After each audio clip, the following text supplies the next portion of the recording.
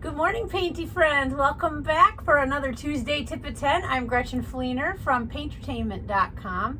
Today I'm going to continue on the topic of brushes, and we're going to talk about how to best load a brush for one-stroke designs. So we already talked a little about loading up round brushes. Today I'm going to talk about one-stroke brushes. I'm using a Bolt 3/4 inch firm one-stroke brush from Just Paint, and today I'll use my favorite rainbow cake, which is Silly Farms True Rainbow Arty Cake.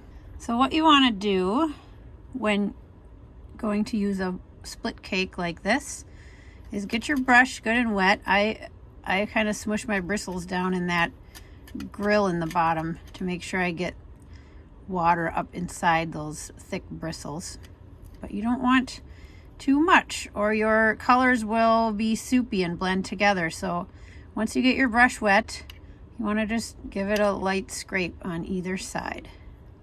Then we're going to go ahead and load up our cake here. So you can go repeatedly one side to the other and then flip it and go the other way.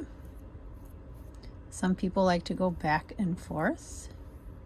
Try both and see what works for you. You want to really press it down in. This is a smaller brush, so I have to press it a little bit to get the brush's bristles to spread out and pick up all of the colors. But you can see there by scraping off a little bit of water, I don't have a bunch of soupy brown drips in there. I have just enough water to pick up my color.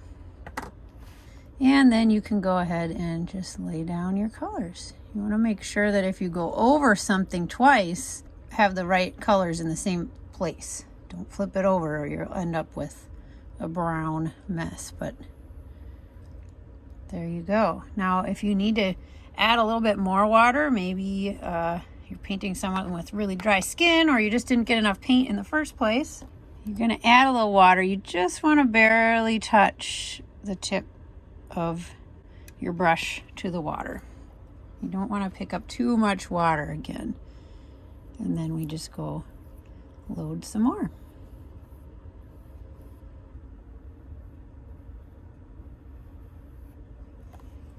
And that is how I load my one strokes, and which we've learned the other week, the brush immediately gets laid horizontal. I always like to give it a little wipe on my towel first as well. Keep that brush lasting a long time.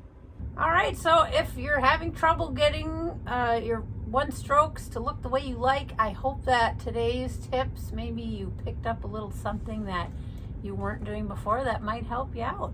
If you have any tips for loading one stroke brushes that work for you, feel free to share them in the comments. We love to learn from each other.